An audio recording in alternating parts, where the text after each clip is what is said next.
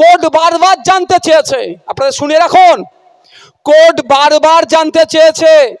এ দেখুন মনে রাখবেন, আমি যদি ভুল কথা বলি, এই যে বক্তব্য দিচ্ছি, এই বক্তব্য রেকর্ড হচ্ছে, এখানে ইলেকশন কমিশনেরও লোক আছে, আমি যদি একটা শব্দ ভুল বলি, অভিষেক ব্যানার্জি কিন্তু আমাকে ছেড়ে কথা বলবে না ভাই, শুভেন্দু অধিকারী ছেড়ে কথা বলবে না, মমতা ব্যানার্জি ছেড়ে কথা বলবে না। আমি যদি একটা শব্দ ভুল বলি, আর আমি বলছি, আমি চ্যালেঞ্জ করে বলছি, যদি আমি একটা শব্দ ভুল বলি, আমার বিরুদ্ধে আপনারা কোর্টে চলে যান, আমার বিরুদ্ধে আইনি লড়াই লড়ে নেন। আমি দায়িত্ব নিয়ে বলছি, আমি একটা শব্দ ভুল বলবো না। আমার যতটুকু জ্ঞান আছে বা লোকের কাছ থেকে জেনে সত্যটা বলার চেষ্টা করব। আমি এখানে মিসগাইড করতে আসিনি। কোর্ট বারবার বলেছিল যে আপনার বৈধ কারা, বৈধ কারা, কারা সঠিকভাবে চাকরি পেয়েছে। কোর্ট বলেছিল পে স্লিপের মাধ্যমে প্রত্যেকটা চাকরিজীবীদের কাছে ইনফরমেশন করে দেওয়া হোক। এই মামলা চলছে, কোর্ট তার তাই 26,000-এর বাড়ি বাড়ি গিয়ে বলতে পারে না। কোর্ট বলেছিল রাজ্য সরকারের মাধ্যমে সমস্ত পে স্লিপের মাধ্যমে সকলকে ইনফর্ম করুন, এবং কারা বৈধ তাদের লিস্ট দিন। বারবার চেয়ে চেয়ে চেয়ে হাঁপিয়ে গিয়েছে, একাধিকবার চেয়ারম্যানকে তলব করেছে, কিন্তু দুঃখের বিষয় অপদার্থ এসএসসি অপদার্থ রাজ্য সরকার সে ডেটা দেয়নি, যে বাতিল হয়েছে।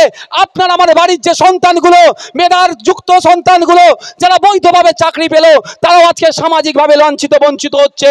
আমি অনুরোধ করব, যারা মেধাযুক্ত তাদেরকে আপনারা নিয়ে খিল্লি করবেন না, তাদের পাশে থাকুন, তাদের পাশে থেকে আওয়াজ তুলুন। যারা মেধাযুক্ত, কোর্ট অর্ডার দিয়েছে যত দ্রুত সম্ভব মেধাযুক্তগুলোকে আবার নিয়োগ করা হোক, তার আওয়াজ তুলুন।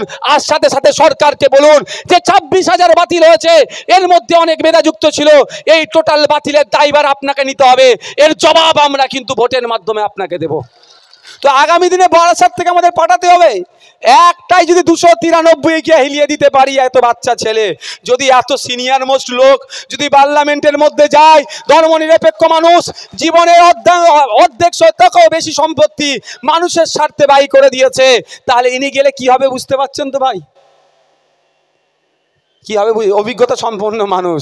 তাই আপনাদেরকে বলবো, আপনারা পার্লামেন্টের মধ্যে পাঠান আপনাদের মূল্যবান ভোট দিয়ে। এখানে যে হাজার হাজার মানুষ এসে উপস্থিত হয়েছেন, প্রায় 5-7 হাজার মানুষ আছেন, আপনাদেরকে অনুরোধ করব, আপনারা শুধু সমর্থক বা ভোটার থাকলে হবে না, আপনাদেরকেও গুরু দায়িত্ব কাঁধে তুলে নিতে হবে। আমাদের পারলে কম করে 10টা ভোটারকে বিজেপি তৃণমূল থেকে মাইনাস করে খামচিহ্নে আনা যায়, তার দায়িত্ব নিতে হবে। হবে ভাই? হবে? তাহলে আজ থেকে আপনাদেরকে দায়িত্বশীল কর্মীর ভূমিকা পালন করতে হবে। আপনারা ভোটার, বড়োর ওপরে যদি কিছু থাকে সেটা এরা, এই সিন্ডিকেট রাজ বন্ধ করতে হবে। আপনার জায়গা, আপনার দলিল, আপনার কনভার্সন সার্টিফিকেট, আপনি পঞ্চায়েত বা পৌরসভা থেকে আপনি রসিদ কেটে আপনি বাড়ি বানাচ্ছেন, এই চোরের দলেরা ভিখারির মতো এসে আপনার দ্বারের সামনে হাত পাচ্ছে, এত টাকা দাও নাহলে ঘর আটকাবো। এই সমাজ ব্যবস্থাকে ধ্বংস করব আমরা, এটাকে ধ্বংস করব।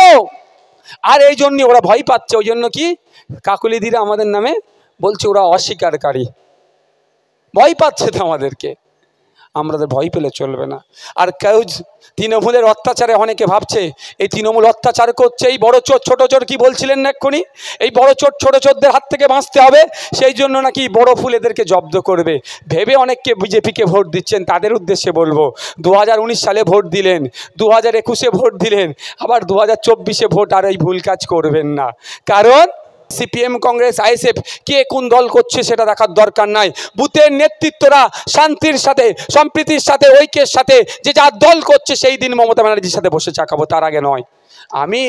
আমি নবান্নে বসে চা খাবো, আমি বিধানসভায় বসে চা খাবো, আর বুথের লাউহাটিতে আমার কর্মীর মেরে মাথা ফাটাবে, ভাঙড়ে আমার কর্মীদেরকে শহীদ করে দেবে, আর মমতা ব্যানার্জির সাথে বসে আমি চা খেতে পারবো না ভাই। কিন্তু শুভেন্দু অধিকারী কিন্তু বসে চা খেয়েছেন। যারা ভাবছেন, অনেকে ভাবছে মাইকের আওয়াজ অনেক দূর যাচ্ছে, মিডিয়ার মাধ্যমে বলছি, যারা ভাবছেন তৃণমূলের হাত থেকে বাঁচতে গিয়ে, অত্যাচারের হাত থেকে বাঁচতে গিয়ে শুভেন্দু অধিকারীর হাতকে শক্ত করি, এটা ভুল করছেন। এই ঘুরে কিন্তু ভাঁড় একটা জায়গাতেই, তৃণমূলের হাতকে শক্ত করলেও যে ভাঁড়ে আসবে শুভেন্দু অধিকারী হাতকে শক্ত করলে সেই একই ভাঁড়ে আসবে বীজে মূল ভাঁড়। এই ভাঁড়কে যদি ভাঙতে চান খাম চিহ্নে ভোট দিন। এই ভাঁড়কে যদি ভাঙতে চান খাম চিহ্নে ভোট দিয়ে খামের হাতকে শক্ত করুন, অন্যায়কে বন্ধ করে দেবে। ভাই আমি আস্তে আস্তে আপনাদের এই দুটো তিনটে মোড় আগে ওই রাজার ওই লাইনটাতে, জায়গাটার নাম কি, এই চৌমাথা থেকে ঠিক বাঁ দিকে ওটা দাঁড়িয়ে একটু চাটা খাচ্ছিলাম। দুটো ইয়াং ছেলে চায়ের দোকান লস্যি লাগিয়েছে, রাস্তার উপর এখন হচ্ছে না ছোটো ছোটো স্টল, তো লাগিয়েছে। আমি তাদেরকে চা খেতে খেতে জিজ্ঞাসা করলাম, ভাই আপনার নাম কি, কি পরিচয় হতে হতে উঠে আসলো দুই ভাই গ্র্যাজুয়েশন পাস করা ছেলে, অনার্স পাস, শুধু পাস করছে নয় অনার্স কোর্স নিয়ে, একজন হিস্ট্রিতে অনার্স করেছে, একজন বেঙ্গলিতে অনার্স করেছে। আমি অবাক হয়ে গেলাম, তারা দু ভাই, একজন লস্যি বিক্রি করছে আর একজন চা বিক্রি করছে। বুঝতে পেরেছেন আমাদের রাজ্য কোথায় এগিয়ে যাচ্ছে? বলছে রাজ্য এগিয়ে যাচ্ছে, রাজ্য ধ্বংসের দিকে এগিয়ে যাচ্ছে, রাজ্য এগিয়ে যাচ্ছে, রাজ্য চুরির দিকে এগিয়ে যাচ্ছে, রাজ্য এগিয়ে যাচ্ছে কামদুনি মা বোনেদের উপর অত্যাচারের দিকে এগিয়ে যাচ্ছে, রাজ্য এগিয়ে যাচ্ছে সন্দেশখালীর মতো মা বোনেদের উপরে অত্যাচারের দিকে এগিয়ে যাচ্ছে, রাজ্য এগিয়ে যাচ্ছে বাচ্চাদের মিড ডে মিল থেকে চুরি করার দিকে এগিয়ে যাচ্ছে, রাজ্য এগিয়ে যাচ্ছে গরিবের রেশন চুরিতে এগিয়ে যাচ্ছে। রাজ্য কিন্তু শিক্ষাতে এগিয়ে গেল না, রাজ্য চাকরিতে এগিয়ে গেল না, রাজ্য মানুষের যে ন্যূনতম মজুরি বৃদ্ধি করা যাবে সেই দিকে এগিয়ে গেল না। তাই দুই ভাইয়ের কথা আমি মনে পড়ে গেল। এখন ভাবতে পেরেছেন, আপনার আমার বাড়ির অনেক সন্তানেরা আছে যারা উচ্চশিক্ষায় শিক্ষিত হয়ে বসে আছে, অর্থের বিনিময়ে তাদের মেধাগুলোকে চুরি করেছে। আজকে যে 26,000 চাকরি বাতিল হয়েছে, সর্বপ্রথম দোষ তো মমতা ব্যানার্জিকে নিতে হবে। কিন্তু দুঃখের বিষয়, উনার যদি লাজ লজ্জা থাকতো, আমি কোর্ট করছি, উনার যদি লাজ লজ্জা থাকতো উনি এই ব্যর্থতার দায় স্বীকার করে পদত্যাগ করে নিত। কিন্তু উনার লাজ লজ্জা নাই, এখনো তিনি গলা ফাটাচ্ছেন, এখনো মানুষকে ভুল মিসগাইড করছেন, ভুল ইনফরমেশন দিচ্ছেন। এখন তিনি বলছেন নাকি 10 লক্ষ চাকরি রেডি করা আছে। কবে দেবেন? ভোটটা পার করলে। ভোটটা পার করার আগে 2021-এর আগে বলেছিলেন ডবল চাকরি দেব। 2024 চলছে, মধ্যিখানে 2.5 বছর পার হয়ে গেল, ডবল চাকরি তো দূরের কথা, যারা মেধাযুক্ত, যারা চাকরি করছিল তাদেরকেও আজকে ছাঁটাই করতে হলো। আজকে তৃণমূলী বন্ধুরা অনেক কথা বলছে 26,000ই কি দুর্নীতিগ্রস্ত ছিল? ওটা তো আমিও বলছি ভাই, আপনার আমার পাড়ায় অনেক আছে। মথুরাপুরে তৃণমূলের যিনি এমপি পদপ্রার্থী, এই ইলেকশনে যিনি প্রার্থী হয়েছেন, তিনি সোনার টুকরো ছেলে। কদিন আগে পেপারে দেখছিলাম তিনার নামে এত টাকা তোলার মামলা আছে, মানে অভিযোগ আছে, কোর্ট তাকে বারবার নাকি ডাকছে। শুধু তাতেও ক্ষান্ত হয়নি, পুরো পরিবার সমেত একদম দুর্নীতি করেছে। ওনার স্ত্রীর চাকরি বাতিল হয়ে গেছে। এই 26,000-এ ওনার স্ত্রীও ছিল। আবার অভিষেক ব্যানার্জির স্নেহধন্য বগলে করে নিয়ে ঘুরে অভিষেক ব্যানার্জি ওনাকে শুনছিলাম, মানে বুঝতে পেরেছেন। আর অভিষেক ব্যানার্জি কি বলছে? স্বচ্ছতার প্রতীক। স্বচ্ছতা শব্দটাই লজ্জা পাবে এদের নাম নিলে সাথে, এই অভিষেক বাবুদের নাম নিলে আর স্বচ্ছতার কথা বললে, সততার কথা বললে এই শব্দ দুটো লজ্জা পাবে, যে অন্তত এদের সাথে আমার নামটা জোড়াচ্ছেন, আমার এটাকে জোড়াবেন না। তো মথুরাপুরের যিনি প্রার্থী হচ্ছেন তৃণমূলের, তার স্ত্রীর চাকরিও বাতিল হয়ে গেছে, দুর্নীতি করে নিয়েছিল। এই ধরনের অনেকের আছে। আমি আপনাদের বলছি, তো আমরা যদি আমাদের ভবিষ্যৎকে না ঠিক করতে পারি তাহলে আমরাই কিন্তু দায়ী থাকবো। ভবিষ্যৎকে কিভাবে ঠিক করব আপনার হাতের মধ্যে আছে। আপনার ভবিষ্যৎ কি করবেন আপনার হাতের মধ্যে আছে, সেটা পাওয়ার, ভোটের পাওয়ার। আমি আপনাদের একটা কথা বলি, মোদিজি কি বলেন, বা মোদিজির দলের ভক্তরা কি বলেন, আমাদের প্রধানমন্ত্রী নাকি চাওয়ালা প্রধানমন্ত্রী। জানি না তিনার চায়ের দোকানটা কোথায় ছিল, তিনার হাতে চা কারা খেয়েছিল, এখনও খুঁজে আমি পেলাম না। একটা মানুষকে উনি বলুক যে মোদিজি চা ঢেলে দিয়েছিল, আমি কিনে খেয়েছিলাম, কেউ আছে? আজও পর্যন্ত দেখতে পেলাম না। ঠিক যেভাবে মমতা ব্যানার্জির ডক্টরেট চাকরি ডিগ্রিটা কি ইস্ট জর্জিয়া ইউনিভার্সিটির ডক্টরেট ডিগ্রিটা যেরকম, পৃথিবীতে ওই রকম ইউনিভার্সিটি খুঁজে পাওয়া যায়নি। ঠিক মোদিজি কোথায় চা বিক্রি করেছেন বা কে চাটা খেয়েছেন, সেই রকম একটা মানুষকে খুঁজে পাওয়া গেল না। বুঝতে পারছেন তো? কিন্তু একটা জিনিস, এটা তো অস্বীকার করা যাবে না, উনি নিজেকে চা বিক্রেতা দাবি করার পর আমি বলছি চাওয়ালা দেশের প্রধানমন্ত্রী হতে পারে, এটা অস্বীকার করা যাবে? আমি ওনার কথাটা সত্যই ধরে নিলাম তর্কের খাতিরে। কতটা অসত্য সেটা সারা ভারতবর্ষের মানুষ জানে কতটা অসত্য। তর্কের খাতিরে সত্য ধরে নিল। তাহলে বলুন, একজন চা বিক্রেতা দেশের প্রধানমন্ত্রী হতে পারে, কিভাবে হয়েছে? উনি কিভাবে হলেন? ভোটের মাধ্যমে। তো আমরা 8টা এমপির নাম শুনেছি যারা ভোট দেয়নি, কিন্তু বাকি তৃণমূলের এমপিদের কি ভূমিকা ছিল এটা কেউ জানেন? এই কাকুলিদির কি ভূমিকা ছিল একটু জানেন? একটু খোঁজ নিয়ে দেখবেন। এরা তো প্রকাশ্যে ভোট না দেওয়া থেকে বিরত ছিল। এরা ভোট দেয়নি, কেন্দ্রীয় সরকারের বিলের বিপক্ষে ভোট দেয়নি। কিন্তু দুঃখের বিষয়, খোঁজ নিয়ে দেখুন, যারা ভোটাভুটিতে অংশগ্রহণ করেছিল, এই কাকলিদি বিজেপির পক্ষে ভোটটা দিয়েছিল না বিজেপির বিপক্ষে ভোটটা দিয়েছিল, এটা কাকলিদিকেই জিজ্ঞাসা করুন, উত্তর দেবে। আমার তো মনে হয় মমতা ব্যানার্জির খুব ঘনিষ্ঠ একজন কাকলিদি যদি বিজেপির বিপক্ষে ভোট দেয়, তাহলে ভাইপোকে তুলে নিয়ে চলে যাবে। সেই ভাইপোকে বাঁচানোর জন্য কাকলিদিদের মতো যারা আছে তাদের কি হয়তো বিজেপির পক্ষে ভোট দেওয়া করিয়েছিল।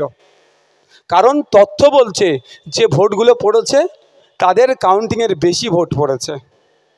বুঝতে পারছেন তো? তার মানে তাই আগামী দিনে আপনাদের অভাব অভিযোগ, একটা এমপির কাজ কি? আপনাদের যে অভাব অভিযোগগুলো আছে সেগুলো পার্লামেন্টে জানানো, সেখানে কনসার্ন ডিপার্টমেন্টাল মিনিস্টারদেরকে জানাবে স্পিকার স্যারের মাধ্যমে। সেই ডিপার্টমেন্টাল মিনিস্টারদের কাজ কি হবে? এই সমস্যাগুলোকে সমাধান করা। আর কি কাজ? আপনারা ভোট দিয়ে সরকারকে নির্বাচিত করেছেন, যে সরকার চলছে সেই সরকারের কাজ কি হবে? জনগণের উদ্দেশ্যে বিল নিয়ে আসা, বা কোনো বিল আছে সেটাকে অ্যামেন্ডমেন্ট করা, সংযোজন করা বা বিয়োজন করা, বা এই কাজ। সেই কাজ যদি জনগণের পক্ষে হয় তাহলে আমাদের তাপসবাবু গিয়ে তার পক্ষে আরও ভালো করে কিভাবে হয় তার জন্য সওয়াল করবে। আর বিল যদি এই কৃষকদের বিরুদ্ধে যায়, বিভাজনের মতো বিল নিয়ে আসে, তালাকের বিরুদ্ধে যে ধরনের ধর্মীয় ভাবাবেগকে আঘাত দিয়ে বিল নিয়ে আসার চেষ্টা করেছে, বা আগামী দিনে যদি এই ধরনের কোনো বিল নিয়ে আসে যেটা জনগণের বিপক্ষে যাবে, কর্পোরেটদের স্বার্থে যদি বিল নিয়ে আসে, তার চূড়ান্ত বিরোধিতা করার জন্য আপনাদের বলবো তাপসবাবুকে আপনারা পার্লামেন্টে পাঠান। আর কি কাজ হবে?